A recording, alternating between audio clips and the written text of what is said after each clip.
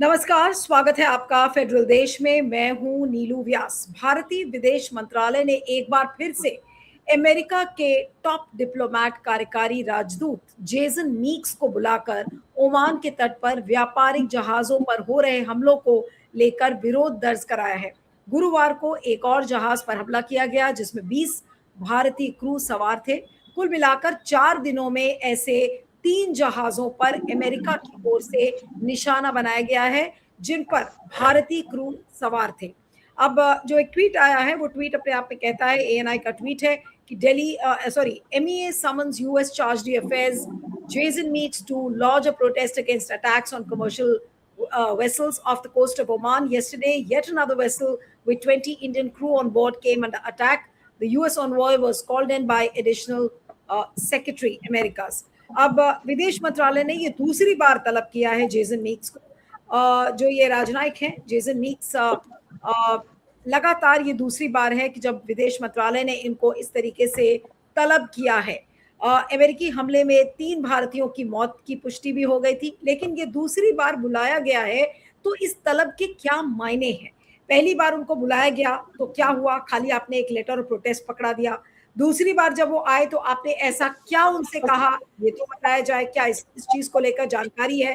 क्या हमारे विदेश मंत्रालय के पास ये गारंटी है कि अब दोबारा अमेरिका हमारे सेलर्स के ऊपर इस तरीके से अटैक नहीं करेगा? ये दोबारा जेसन मीक्स को जो बुलाया गया है, क्या ये दिखाने के लिए भारत का विदेश मंत्रालय ये काम कर रहा है या वाकई में एक जेन्युइन जो प्रोटेस्ट होती है उसको रजिस्टर कर रहा है? क्योंकि हमने देखा था कि एक तरफ चार्ज डी अफेयर्स को तलब किया गया और दूसरी तरफ प्रधानमंत्री नरेंद्र मोदी ने थैंक यू ट्रंप कहा, जब ट्रंप ने उनको ये कहा कि अरे आपने तो नेहरू जी का रिकॉर्ड तोड़ दिया है। आज इसी पर हम बातचीत करेंगे। प्रोफेसर आफ्ताब कमाल पाशा है हमारे साथ, अंतर्राष्ट्रीय मामलों के एक्सपर्ट और डिप्लोमेट, आपका स्वागत है। संजय कपूर वरिष्ठ पत्रकार हैं, इंटरनेशनल अफेयर्स एक्सपर्ट, आपका स्वागत है। प्रोफेसर पाशा से शुरू करूंगी कि प्रोफेसर पाशा, दूसरी बार जेसन मीक्स को तलब करने के क्या मायने हैं? इसका फायदा क्या है?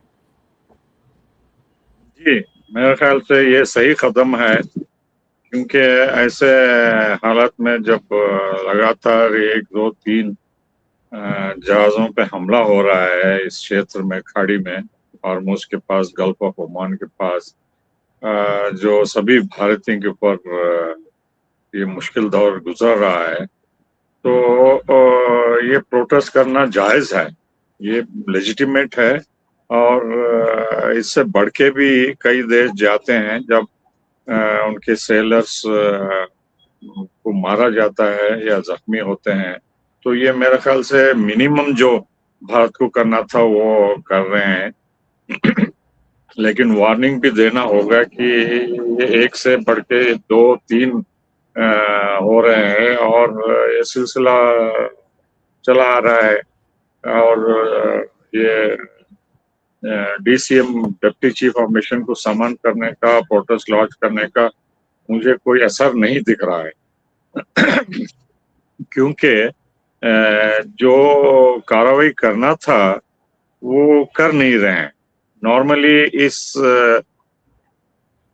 में जो है, जब आप कोई कार्रवाई करना चाहते हैं तो वार्निंग देके वो सीज करते हैं जहाज, जैसा उन्होंने श्रीलंका के जहाज को सीज करके मलेशिया लेके गए।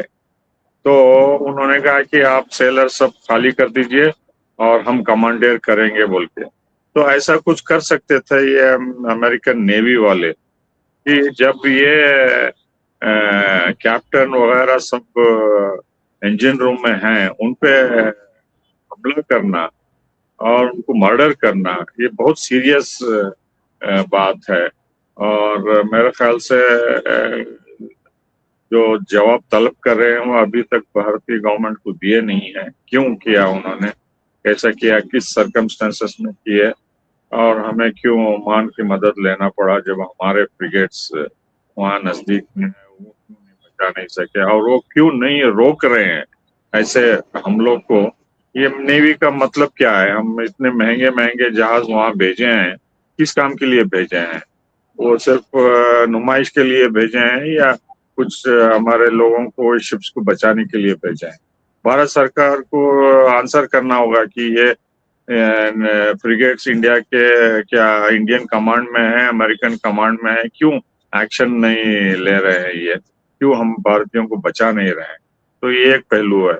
दूसरा ये है कि ईरान जो है इस इंसिडेंट्स को खंडन किया है। उनके फॉरेन अफेयर्स मिनिस्ट्री बख्शी, उन्होंने किया कि ये शर्मनाक हमला है और ये जानबूझ के अमेरिका कर रहा है खाड़ी में और गल्फ ऑफ ओमान में, और जहाजों को आना जाना रोक के जो है ये हर दिन एक एक जहाज पे हमला कर रहा है बोल के। तो हालांकि हमने ईरान को इतना सपोर्ट नहीं किया जितना करना चाहिए था, लेकिन फिर भी वो चिंता जताए और ऑफिशियल फॉरेन मिनिस्ट्री का स्टेटमेंट आया है। तो ये बहुत बड़ी बात है, क्योंकि कोई भी खाड़ी का देश ऐसा स्टेटमेंट नहीं इशू किया है, चाहे जीसीसी कंट्रीज के हो या दूसरे भी। तो इस लिहाज से जो है हमें वेलकम करना चाहिए कि ईरान ने ये कड़ा स्टेप लिया है, और एक्सप्लेनेशन का जवाब क्या दिया है अमेरिका, उसको भी पब्लिक को बताना चाहिए कि हमने प्रोटेस्ट लॉन्च कर दिया, लेकिन इसका कोई नतीजा नहीं निकल रहा है। दोबारा हमला कर रहे हैं, 3 बार कर रहे हैं, और हो सकता है और भी करें जब तक ये सीज फायर एक्सेप्ट नहीं होता, क्योंकि वो अमेरिका अपना वो बताना चाहता है कि हम ब्लॉकेड कर रहे हैं और सिर्फ ईरान ही नहीं है, हम भी हकदार हैं बोल के बताना चाहता है। और वो भी जो सिविलियन सेलर्स हैं, और वो भी स्ट्रेटेजिक पार्टनर के खिलाफ। ये कितनी शर्मनाक बात है। हम टॉलरेट कर रहे हैं, कोई और देश होता तो कड़े कदम लेता, कॉम्पनसेशन के अलावा भी एम्बेसडर को शायद एक्सपेल करते या सस्पेंड करते या जो भी कार्रवाई सख्त करते, और कोर्ट में भी लेके जाके इंटरनेशनल कोर्ट में भी खींचते कि ये इंटरनेशनल वाटर्स है। अमेरिका को क्या हक होता है कि वहाँ इंटरनेशनल वाटर्स में ऐसा दादागिरी बताए और इनोसेंट सिविलियन सेलर्स पे हमला करके उनको जख्मी करके मर्डर कर। जी जी। मैं संजय के पास आती हूँ कि संजय, दोबारा जेसन मीक्स को क्यों तलब किया गया? क्या सोशल मीडिया पर जो एडवर्स रिएक्शन आ रहा था, क्योंकि सरकार की बहुत आलोचना हो रही थी, सरकार का कंपैरिजन हो रहा था कि देखिए यूपीए के समय में किस टफ हैंड से मनमोहन सिंह जी उसको हैंडल करते थे, चीज़ों को तलब भी करते थे। उन्होंने एक एग्जाम्पल ये भी आया कि उन्होंने अमेरिकन एम्बेसी के सामने से बैरिकेड्स हटा दिए थे। बहुत लोग इस समय सोशल मीडिया पर, इंस्टाग्राम पर, ट्विटर पर, सब पर लिख रहे हैं। क्या ये नतीजा है इसकी वजह से क्या उन्होंने दोबारा बुलाया, या जेन्युइनली सरकार को लग रहा है कि भाई अब हमें प्रोटेस्ट उसको रजिस्टर करना चाहिए, बहुत दादागिरी डोनाल्ड ट्रंप की हो गई है हॉर्मुज में? जी, बहुत बहुत शुक्रिया, आपने मुझे मौका दिया बोलने का। पर मैं ये सोचता हूँ कि इस बात का एहसास भारत सरकार को होने लगा है कि अगर उन्होंने थोड़ी सी सुस्ती दिखाई तो उनका हर्ष अच्छा नहीं होगा। अगर आप इंस्टाग्राम पे हैं तो आपको ये पता चलेगा कि किस तरीके से इस समय आग लगी हुई है। इतने सारी है ना पोस्ट हैं कि इसमें कि हिंदुस्तान की मजबूरी और कमज़ोरी को दिखाया जा रहा है कि आपको समझ में नहीं आया क्या करें। तो उससे बचने के लिए भारत सरकार और विदेश मंत्रालय लगा हुआ है किसी तरीके से बचाने में। कई नहीं, तो सारी चीज़ें सामने आई। इसका मतलब ये है कि ये जेन्युइन रियलाइजेशन नहीं है। ये सोशल मीडिया पर उनको फ्लैग इतना मिल रहा है, इतनी आलोचना हो रही है, इस डर से कि आलोचना कहीं भारी न पड़ जाए, इसलिए कर रहे हैं वो। ये भी सही है, परंतु सुबह का भूला शाम को भी जाग जाए तो कोई बुरी बुरी बात नहीं होती है। तो कम से कम अगर है ना ये कर रहे हैं, पर अभी बहुत कम इन्होंने आलोचना करी है। अमेरिका सरकार की तो ज़्यादा करी नहीं। कई सारी चीज़ें इनको करनी चाहिए। पहले जैसे पाशा सर कह रहे थे कि कॉम्पनसेशन की बात, अगर आप गौर करें तो अमेरिका में जो कॉम्पनसेशन सेलर्स को दिया जाता है वो कहीं ज़्यादा दिया जाता है। ये इतने गरीब लोग मर रहे हैं, उनको 3 या 4 लोग मरे हैं, अभी 5 मर रहे हैं एक्चुअली।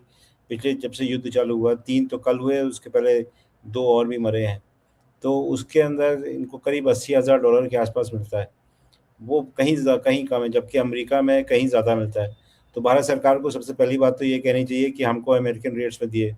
दूसरी बात ये है कि जितने भी एक है ना जो शिप के मैनेजर जो वहाँ पर दुबई में लोकेटेड है, उन्होंने साफ कहा कि हमारी तरफ से हमको कोई भी सूचना नहीं दी गई, हमको कोई भी आग्रह नहीं करा गया शिप को आगे बढ़ाने का या पीछे करने का। हम तो जहाँ थे वहीं पे हैं।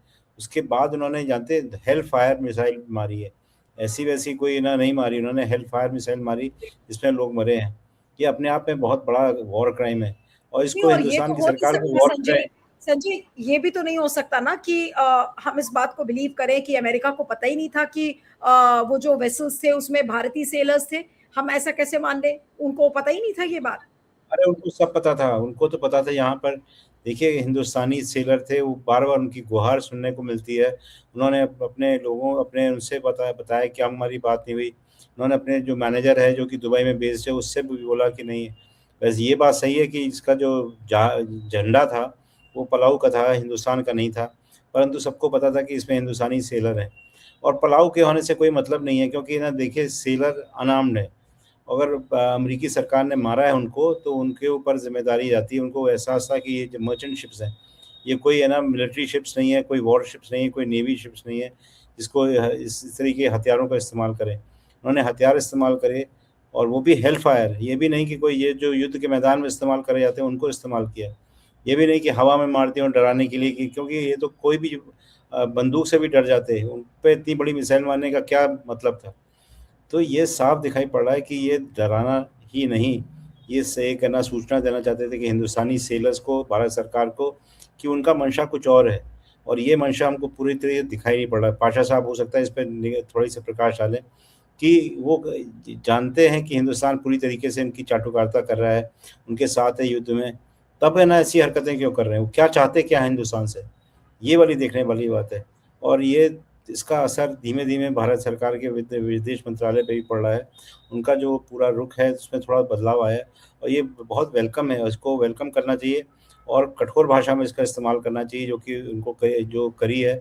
और जो मिस्टर मीक हैं उनको ना बुला के एम्बेसडर का इंतज़ार करना चाहिए और ये जो संदेशा जाना चाहिए, ये नीचे किसी अफ़सर से नहीं, विदेश मंत्रालय में विदेश मंत्री के माध्यम से जाना चाहिए। उसका असर ज़्यादा होगा बनस्पत जो कि है ना जो जूनियर ऑफिसर के थ्रू।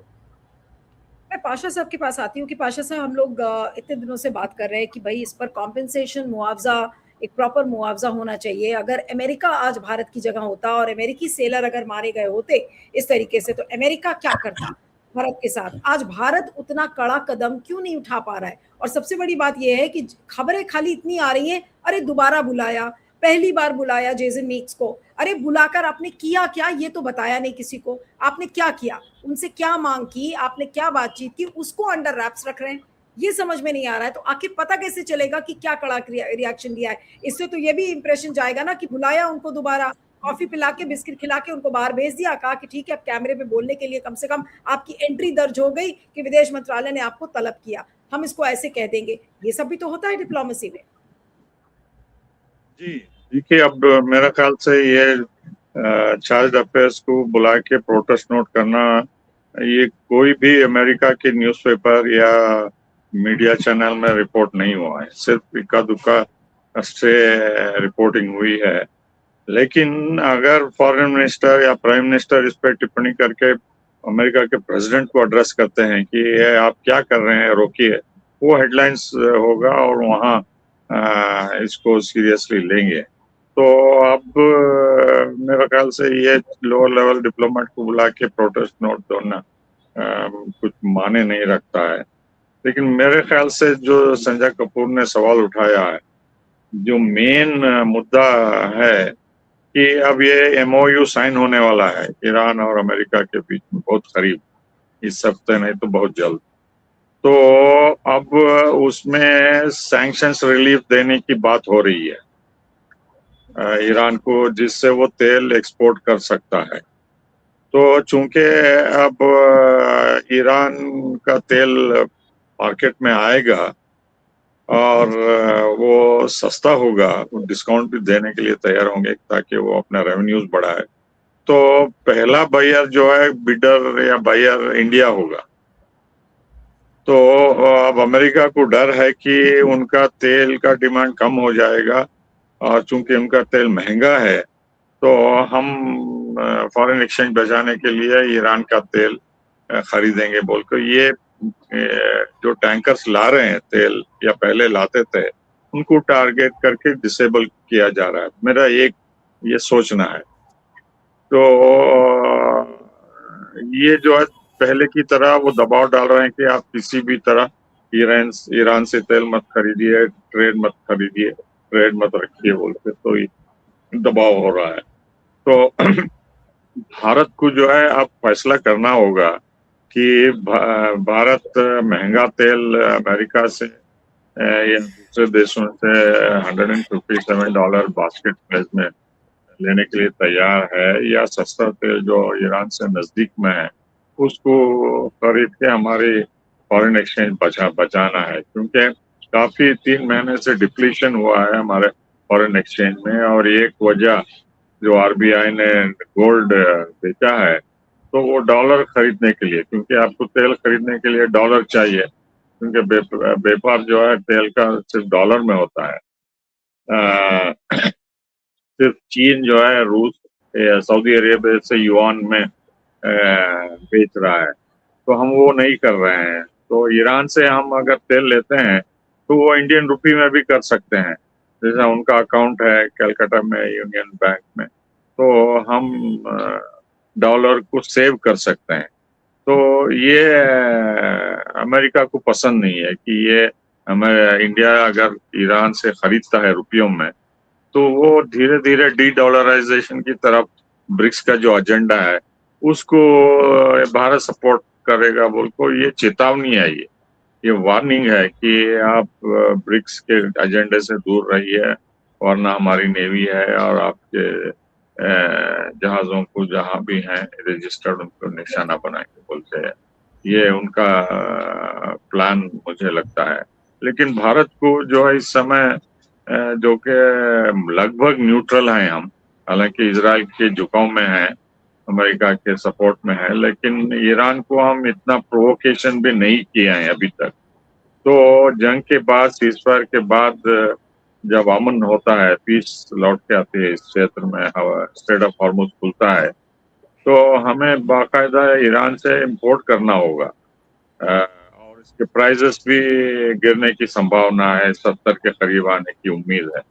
तो हम क्यों महंगा तेल और गैस अमेरिका से खरीदे, क्योंकि ट्रांसपोर्ट कॉस्ट डबल हो जाता है, इंश्योरेंस प्रीमियम भी ज्यादा होता है। तो जब हम हमारे घर के नजदीक, तट के नजदीक है ईरानियन ऑयल, हम उसको प्रेफर करना होगा और पहले से ही अमेरिका को बताना होगा कि हम सैंक्शन हटाने के बाद जब ईरान एक्सपोर्ट करता है तो हम खरीदेंगे बोल के कुछ कड़े कदम उठाना चाहिए, और ना इसी तरह दबाव डाल के हमारे शिप्स को और सेलर्स को अटैक करते रहेंगे बाद भी, क्योंकि इतनी जल्दी अमेरिकन नेवी हटने वाली नहीं है इस क्षेत्र में। बिल्कुल बिल्कुल ठीक है। मैं अंतिम कमेंट लूंगी संजय से, क्या कहा जाए संजय, और क्या आज भारत सरकार को यह आश्वासन मिला है कि आगे अब अमेरिकी नेवी इस तरीके से हमला नहीं करेगी भारतीय जहाजों पर या भारतीय वेसल्स पर? देखिए, जो मिलता है, जो कौंसल जनरल मिलने गए होंगे उनको आश्वासन देने की वो नहीं है, उनको तो सिर्फ सुनने के लिए बुलाया जाता है, उनको वो आश्वासन देने की स्थिति में नहीं होते। आश्वासन वॉशिंगटन से आएगा, वॉशिंगटन से मुझे पता नहीं कि आया है कि नहीं आया है। तो यहाँ पर तो एक है ना, खाना पूरी हो गई, यहाँ पे आपने शिकायत दर्ज कर दी, उन्होंने सुन ली, वो एक है ना चिट्ठी हम वाशिंगटन भेज देंगे, हमारी जो नाराज़गी उसका इजहार भी है ना वहाँ पे कर दिया जाएगा। परंतु जिस तीखेपन से हमको करना चाहिए था वो नहीं करा हमारे प्रधानमंत्री, या हमारे प्रधानमंत्री तो जा रहे हैं 17 वहाँ पर G7 के लिए जा रहे हैं, तो वहाँ पे मिलेंगे डोनाल्ड ट्रंप साहब से फ्रांस में। तो वहाँ पे उनको कहना चाहिए कि हम हमारे जितने भी आप है ना, जितना मुआवजा दीजिए, जिससे कि जो वॉर क्राइम करा उसके बारे में हम चिल्लाए रहे नहीं, क्योंकि हमारे लिए तो बहुत बड़ा एक नुकसान हुआ है। हमारे करीब 3 लाख सेलर्स हैं उस इलाके में घूम रहे हैं और वो सब बहुत परेशान हैं। हमारी तरफ से एडवाइज़री भी गई है, डायरेक्टर जनरल शिपिंग से एडवाइज़री भी गई है उनको कि कृपया करके सचेत रहिए। परंतु सचेत कैसे रहेंगे, वो सब नौकरी कर रहे हैं इधर-उधर, और हिंदुस्तानी को सबसे बड़ी जो ज़रूरत है वो नौकरी और तनख्वाह जो मिलती है, और शिपिंग लाइन में तनख्वाह और आम जगह से वो ज़्यादा अच्छी मिलती है। तो इस वजह से लोग बाग है ना उम्मीद करते हैं कि किसी तरीके से सरकार बचाएगी, कुछ करेगी, कुछ निर्णय लेगी, और उसके साथ जुड़ी कई सारी संस्थाएँ हैं, वो मिल के कुछ ना कुछ उनको मुआवज़ा दिलवाएँगी। अभी मुआवज़ा तो वही मिल रहा है जो कि है ना एक छोटे शिप में मिलता है, करीब $80,000 के आसपास। परंतु अगर आप देखें तो अमेरिका जो अपने सेलर्स को देती है, उनका जो ग्रुप इंश्योरेंस होता है करीब $500 मिलियन का होता है, और उसके बाद वो देते हैं जो जो उनके डिपेंडेंट होते हैं, माँ बाप भाई बेटा बहू, उसको ना 50% सैलरी का देते हैं। तो काफ़ी समय तक है ना देखभाल करते हैं, पर यहाँ पर तो मुझे दिखाई नहीं पड़ रहा। और हिंदुस्तान को कम से कम ये अर्ज़ करना चाहिए कि आपने मार दिए, बहुत बड़ा गुनाह किया आपने, पर कम से कम आप है ना उनको मुआवजा दीजिए। अगर मुआवजा नहीं देंगे तो हम है ना इसके बारे में एक मुद्दा उठाएंगे, यूनाइटेड नेशन ले जाएंगे। आपको डराना पड़ेगा, अगर आप नहीं डराएंगे तो आम आदमी को कुछ भी नहीं मिलेगा, क्योंकि अमेरिका बहुत बड़ी ताकत है और वो सबसे वो उम्मीद करते हैं कि दिखाएंगे कि वो जस्ट वॉर में इन्वॉल्व है, क्योंकि उनकी पूरी कोशिश, उनका पूरा प्रोपेगेंडा यही है दिखाने के लिए कि ईरान अग्रेसर है, क्योंकि वो अग्रेसर है, सबसे ज़्यादा नुकसान वो कर रहे हैं और हमारे लोगों पे मारा, निहत्थे लोगों पे मारा। और उसका बात है ना बार बार कहनी चाहिए कि हमारे जितने भी they were stranded, they were not going anywhere, वो ईरान की तरफ नहीं जा रहे थे, उनके ऊपर बम मार दिया उन्होंने, और ऐसे बम मारे जिससे बचना बिल्कुल मुश्किल है। जी, मेरे ख्याल से चूंकि 3 जहाज़ों पे हमला हुआ है और 2 बार अमेरिका के डिप्लोमेट को बुला के बोले हैं, उसका असर कुछ नहीं हुआ है।